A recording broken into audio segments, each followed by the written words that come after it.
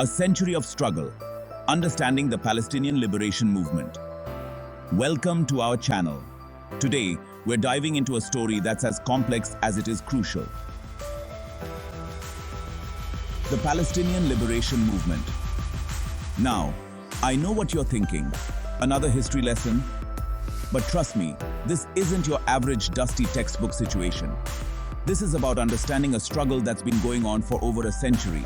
A struggle for land, for identity, for basic human rights. From the early 20th century, we'll journey through the major events, the key players, and the turning points that have shaped this ongoing narrative. We're talking about everything from the Balfour Declaration, which, let's be honest, was basically like promising your friend's house to someone else while they're on vacation, to the formation of the PLO, the Intifadas, and the never-ending quest for a peaceful resolution. So buckle up, because we're about to unpack a century's worth of history, politics, and human experience. Get ready to learn, to question, and most importantly, to understand the Palestinian liberation movement in all its complexity. The roots of resistance, Palestinian nationalism in the early 20th century. You see, long before hashtags and 24/7 news cycles, the Palestinian people were already laying the groundwork for their own destiny. Imagine a time when the Ottoman Empire was the big dog on the block, ruling over a vast swathe of land including Palestine. Now, within this empire, you had a diverse group of people, Muslims, Christians, Jews, all living together, forming the tapestry of Palestinian society. But then, from the late 19th century, things started to shift. This little thing called Zionism popped up, advocating for a Jewish state in, you guessed it, Palestine.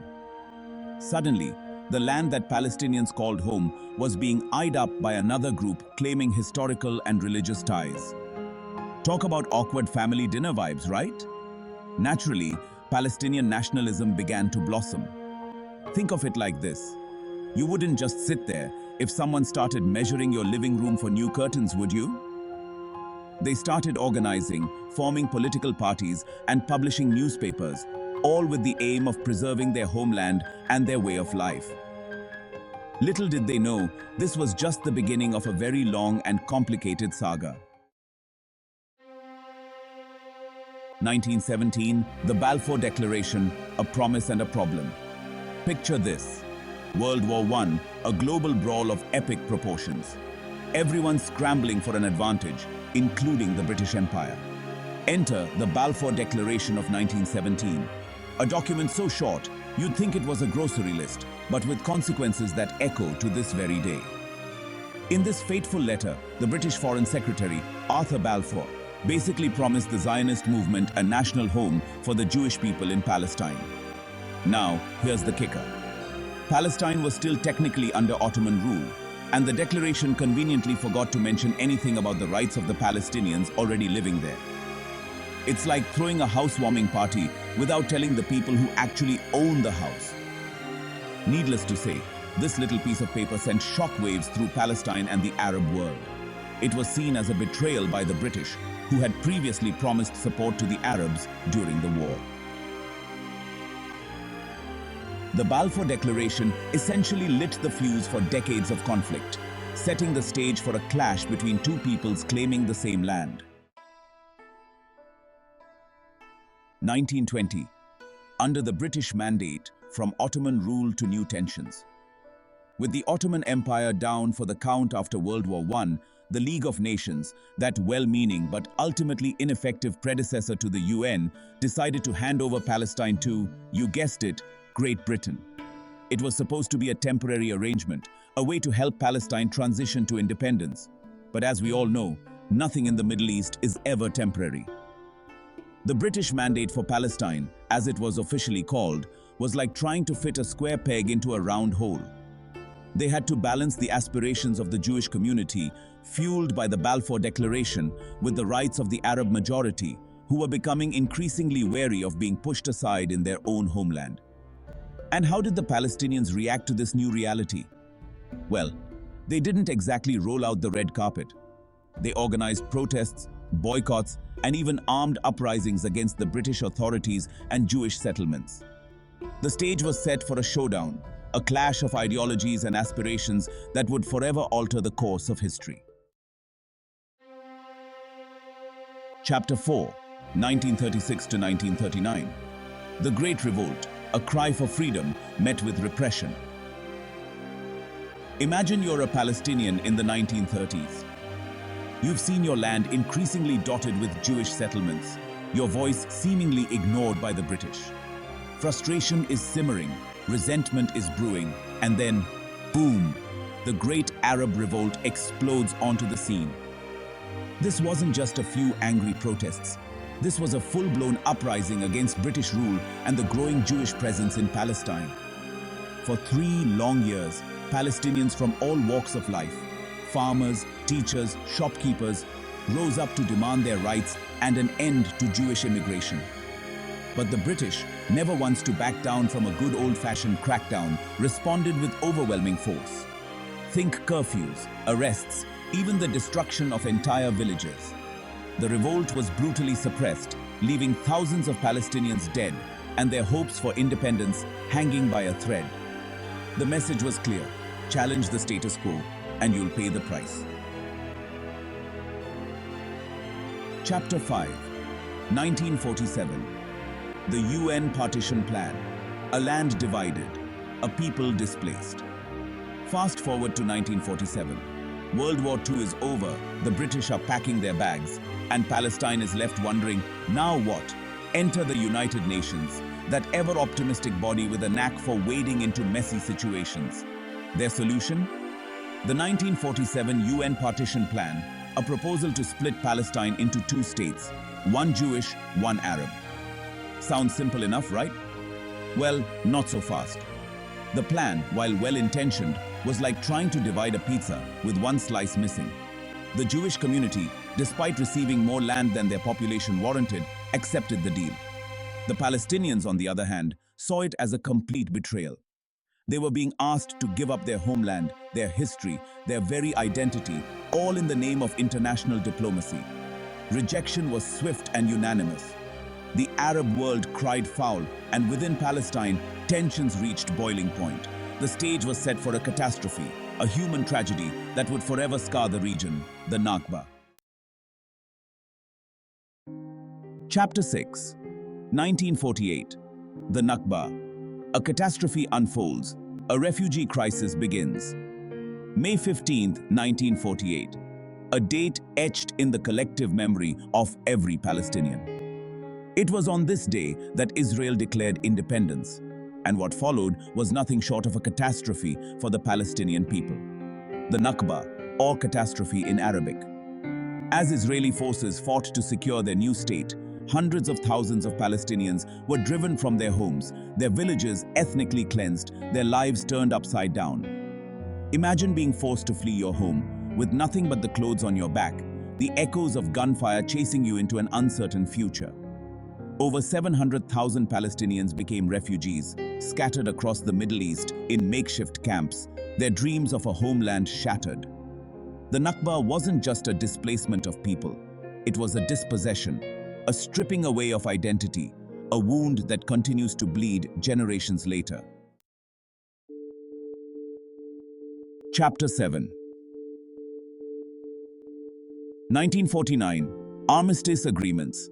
A fragile peace, a divided land. After months of fighting, the guns finally fell silent in 1949, but not because anyone had actually found a solution. Nope. Instead, Israel signed a series of armistice agreements with its Arab neighbors, Egypt, Jordan, Lebanon, and Syria. These agreements, while technically ending the war, did little to address the underlying issues. Palestine, once a land of diverse communities, was now carved up. Israel controlled the majority of the territory, the West Bank came under Jordanian rule, and the Gaza Strip was administered by Egypt. As for the Palestinians, well, they were left to pick up the pieces of their shattered lives, scattered across the region, their dream of a unified, independent homeland, a distant hope. The armistice agreements were like a band-aid on a gaping wound, a temporary fix that did nothing to heal the deep-seated resentment and mistrust that festered on both sides. The conflict, far from being over, had merely entered a new, more complicated chapter. Chapter 8, 1959, The Rise of Fatah, a new generation, a new struggle. The 1950s, a time of Elvis, poodle skirts, and the emergence of a new Palestinian resistance movement. Forget peaceful protests and diplomatic pleas. This generation, born out of the ashes of the Nakba, was ready for a fight. Enter Fatah, a guerrilla organization founded in 1959 with one goal in mind: to liberate Palestine by any means necessary. Leading the charge was a charismatic young revolutionary named Yasser Arafat. With his trademark keffiyeh and fiery speeches, Arafat became a symbol of Palestinian resistance, a beacon of hope for a people yearning for their homeland. Fatah's strategy was simple hit-and-run attacks against Israeli targets, designed to weaken their grip on the occupied territories and draw international attention to the Palestinian plight. It was a dangerous game, but for a generation that had lost everything, armed struggle seemed like the only option left. Chapter 9, 1964. The PLO, uniting a movement, amplifying a voice. By the mid-1960s, the Palestinian resistance movement was gaining momentum, but it was also fragmented, a patchwork of different groups with often conflicting ideologies. Something had to change, a way to unify their efforts and present a united front to the world. Enter the Palestine Liberation Organization, or PLO, a game-changer in the Palestinian struggle. Founded in 1964, the PLO brought together various Palestinian factions under one umbrella, with Yasser Arafat's Fatah quickly taking the reins. It was a strategic move, transforming the Palestinian cause from a scattered resistance movement into a more organized political force. The PLO's charter was clear: to liberate Palestine through armed struggle, rejecting any compromise that fell short of a complete return to their homeland. It was a bold stance, one that resonated with Palestinians across the region and beyond, galvanizing their struggle and setting the stage for decades of conflict and diplomacy. Chapter 10, 1967. The Six-Day War, a crushing defeat, a shifting landscape. June 1967. Tensions between Israel and its Arab neighbors were at an all-time high. Rumors of war swirled like desert winds, and then it happened: the Six-Day War, a conflict that would reshape the map of the Middle East and have profound consequences for the Palestinian people. In a lightning-fast campaign, Israel decisively defeated the combined forces of Egypt, Syria, and Jordan, capturing the Sinai Peninsula, the Gaza Strip, the West Bank, and East Jerusalem. It was a humiliating defeat for the Arab world and a turning point in the Israeli-Palestinian conflict. For the Palestinians, the Six-Day War was a disaster. Not only were they now living under Israeli occupation in the West Bank and Gaza, but the war also led to a new wave of refugees, further scattering their population and deepening their sense of despair. The dream of liberating Palestine seemed further away than ever. Chapter 11, 1970. Black September, expelled from Jordan, seeking refuge in Lebanon. After the Six-Day War, the PLO, with its armed wing, found a new base of operations in Jordan. They weren't exactly welcomed with open arms by the Jordanian monarchy, but they were tolerated for a while. But things took a dark turn in September 1970, a month that would forever be etched in Palestinian memory as Black September. The PLO's growing influence within Jordan, coupled with their attacks against Israel, had become a thorn in the side of King Hussein. Fearing a loss of control, the Jordanian army launched a brutal crackdown on the PLO, driving them out of the country in a bloody conflict that left thousands dead. Forced to flee yet again, the PLO found a new, albeit precarious, haven in Lebanon. Their expulsion from Jordan marked a turning point, pushing them further away from their homeland and forcing them to adapt to a new reality as a government in exile. Chapter 12, 1972. The Munich Olympics, a desperate act, a global outcry. The 1972 Munich Olympics, a global celebration of athleticism, camaraderie, and a stark reminder of the ever-present Israeli-Palestinian conflict. It was here, on German soil, that a Palestinian group called Black September took center stage, but not for their sporting prowess. In a desperate act of defiance, 8 members of Black September infiltrated the Olympic Village and took 11 Israeli athletes and coaches hostage. Their demands were simple: the release of Palestinian prisoners held in Israel and safe passage out of Germany. The world watched in horror as the hostage crisis unfolded, culminating in a botched rescue attempt that left all the hostages and most of the Black September members dead. The attack sent shockwaves through the international community, highlighting the Palestinian struggle, but also sparking a wave of condemnation for the use of violence against innocent civilians. Despite the condemnation following the Munich attack, the PLO wasn't about to back down. In fact, they were about to achieve a major diplomatic victory. In 1974, the United Nations General Assembly passed Resolution 3236, recognizing the PLO as the representative of the Palestinian people. Suddenly, the organization that had once been dismissed as a terrorist group was now a legitimate player on the world stage. They were granted observer status at the UN, giving them a platform to voice their grievances and advocate for their rights. This recognition was a turning point for the PLO, a sign that their struggle was gaining international legitimacy. It also marked a shift in strategy, with the PLO increasingly engaging in diplomacy alongside armed struggle, hoping to achieve their goals through both negotiation and resistance. Lebanon in the early 1980s, a country already torn apart by civil war, became the battleground for another conflict, one that would have devastating consequences for the Palestinian people. After years of cross-border raids and tensions, Israel launched a full-scale invasion of Lebanon in 1982, aiming to crush the PLO once and for all. Caught in the crossfire, the PLO found themselves fighting a two-front war against the invading Israeli army and their Lebanese allies. Beirut, the Lebanese capital and the PLO's stronghold, was besieged, bombed and shelled, turning into a living hell for its inhabitants. After months of fighting, the PLO, under heavy international pressure, agreed to withdraw from Lebanon. It was a bitter pill to swallow, another forced exile that left them scattered and demoralized. The Lebanon War, while a military victory for Israel, did little to resolve the underlying issues, instead sowing the seeds for future conflicts.